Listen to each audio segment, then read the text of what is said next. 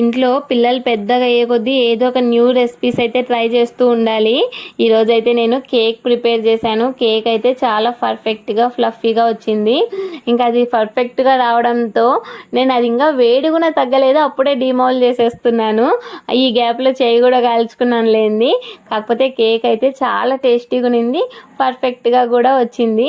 నేను అస్సలు ఎక్స్పెక్ట్ చేయలేదు. కొలతలన్నీ కూడా అందాజ్ మీద వేసేసాను, ఏవి మెజర్మెంట్స్ కూడా చూసుకొని వేయలేదు.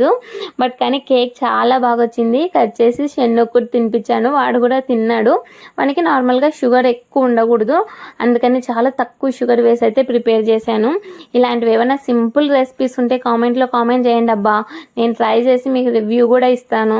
కాకపోతే సింపుల్గా ఉండాలి, మళ్ళీ హెవీ ఉంటే మా వల్ల కాదు. అసలుకి ముందే టైం సింపుల్గా అయిపోవాలి, జస్ట్ ఒక 5-10 మినిట్స్లో రెసిపీ కంప్లీట్ అవ్వాలి.